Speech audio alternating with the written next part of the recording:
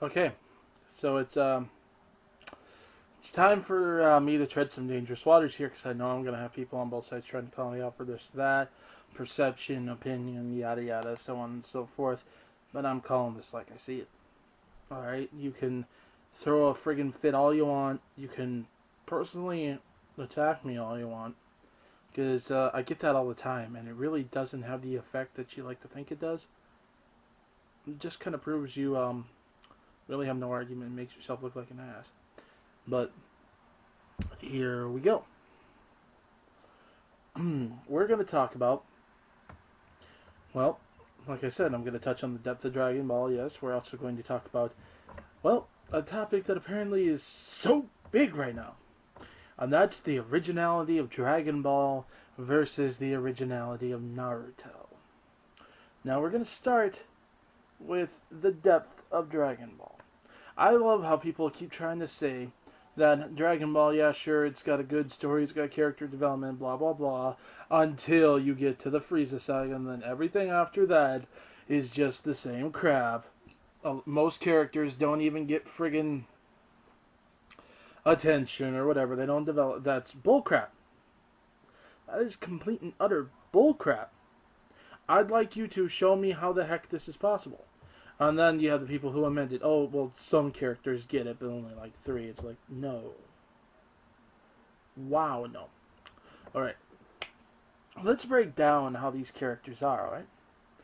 When Dragon Ball Z starts, which is where you guys have your big complaints, Krillin, for example, started still very timid, still very frightened, still absolutely no confidence in himself whatsoever. By the time the end of the series has come around, he has learned to overcome his fear. He has learned that to have faith in his abilities. They might not be much, but they're enough they're enough, and he knows that he can't just sit back and do nothing just because, he might not be able to do everything. So even though he might not be able to jump in there and defeat a villain all by his onesie, but he has enough power to at least help, to affect it, to swing this thing one way or the other, so he's going to use it. Doesn't matter how afraid he is. He actively pursued a dream, and that was a dream to have a family, to get married, to be able to, have people who loved him and that he could love. And he actively pursues it. He gains it. He then gives his life trying to protect his family later. Let's see here. Yamcha. Yamcha starts out, pretty much as Yamcha. Yamcha, in a way, might be your best case of no character development aside from Chaozu or Roshi, who at this point are side characters. But, Yamcha, see, the thing about Yamcha, though, is that Yamcha was his own worst enemy, and what happens throughout Dragon Ball Z is that he finally learns it, and he learns it the hard way. He loses Bulma. He falls so far behind everyone else, he loses Bulma. He has to come to grips with his own mortality. I'm not this invincible bad boy I used to think I was. I did take someone for granted, and I suffered the consequences. He had to grow up. Same with Bulma. Bulma was a whiny little brat still until what happened? She had a kid. And then she had to learn how to grow up real fast. Let's see here. Who the heck else? Tien. Tien's still struggling with his ability to forgive himself, and it's rooted in the fact that he is also completely unable to forgive others.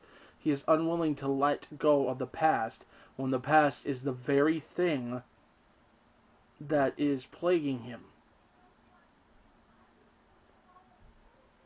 That is his issue. You have, let's see here, who am I forgetting? Oh yes, Gohan. Gohan just wants to be a scholar. Gohan never wanted to fight. Gohan did not ask for this responsibility.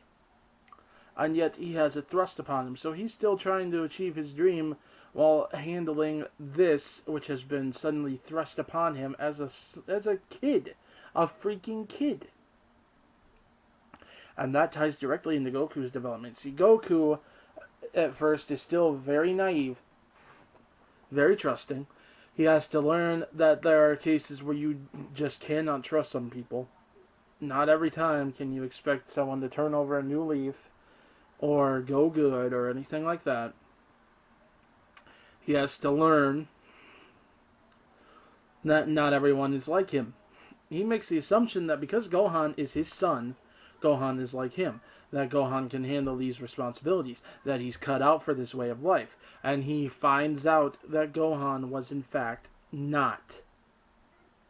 He made a mistake, assuming that because he was his child, he was thus going to be like him. That because he was his child, he could thus pass this responsibility. The kid didn't want it. The kid wasn't ready for it. And because of that, when the kid was finally pushed to the breaking point, he turned into a dark, heartless monster who wouldn't finish off an opponent because he didn't think that he had suffered enough.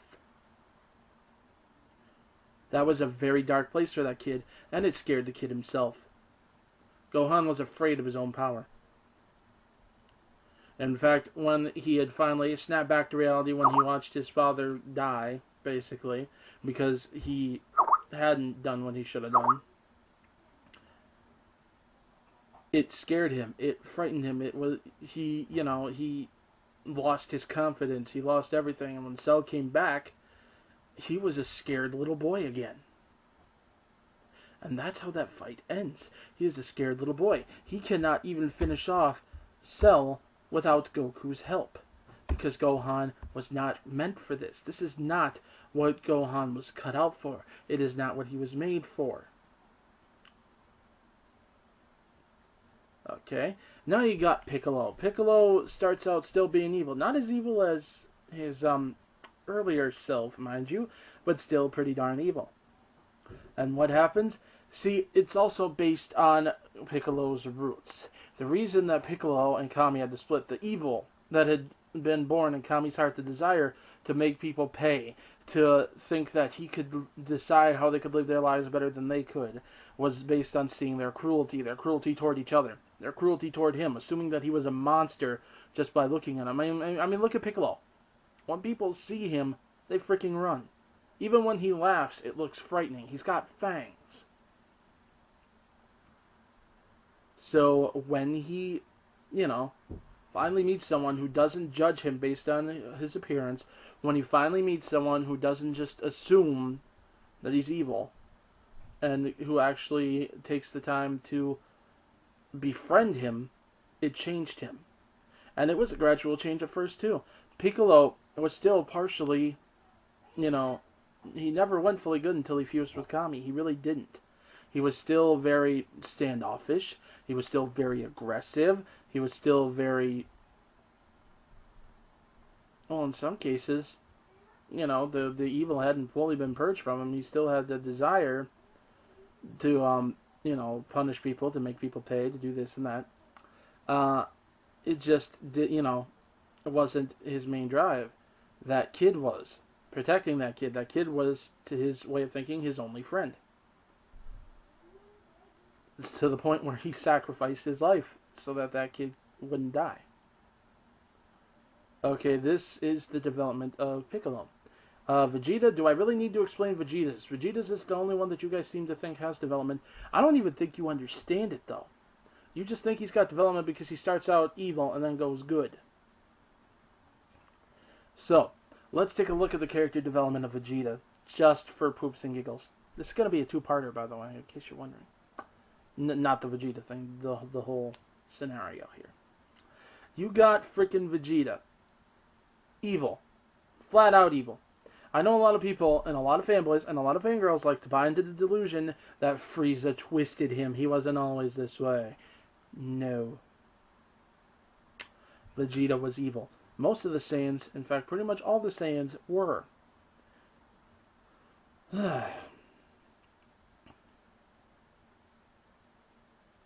Vegeta was evil. He took great pleasure in killing people. He killed Nappa because he became crippled and useless, because Goku snapped his friggin' spine. He took great pleasure in wiping out an entire village of Namekians who didn't even put up a fight, including the children. and I mean great pleasure. He enjoyed other people's pain. He enjoyed torment. He enjoyed playing games with their lives. When he slaughtered that village, it was a game to him. He picked a target, made his fingers out to look like a gun, and, pow, and shot him. I mean, seriously. This guy was a sadistic SOB. He was frigging evil. The only reason he was working with Gohan, Krillin, and Dende, eventually, and Piccolo, is because he needed their help in order to gather the Dragon Balls to get his wish. And then at one point, in order to fight, he was fully intent on betraying them and killing them when he was done. Fully intent. The guy had no honor at all. When he is laying there dying, he is crying out of rage and frustration that his birthright, which had been stolen from him by Frieza, his people's honor, the honor that would have been bestowed to him to be the Prince of all Saiyans, even though now he's the Prince of nothing, the only one that could avenge it, the only one that could take it back, was Goku, the low-class scum that he hated. Which is why it brought him to tears to have to beg him, of all people, to do what he couldn't. Which is also why when he comes back, he sets his sights on Goku. He has to surpass and kill him to regain his birthright, to regain his honor. Now, what happens then is that Goku dies. And Goku says, I'm not coming back. You're probably better off without me. And Vegeta can't handle this.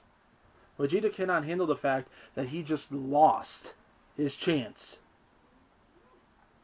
at getting back his birthright. To him, it's gone forever. There's absolutely nothing for him to focus on anymore. It traumatizes him. It messes with him so much that he says he's not going to fight anymore because he doesn't have a reason to. He can't get his honor back. He can't... Now, nothing. He's got nothing in his mind. And it's not until he sits down and thinks that he has nothing that he starts to realize what he does have. He does have a home now. He does have a family. And he starts to change. It's a gradual change. It took years. But it happened. That is character development. That is character depth.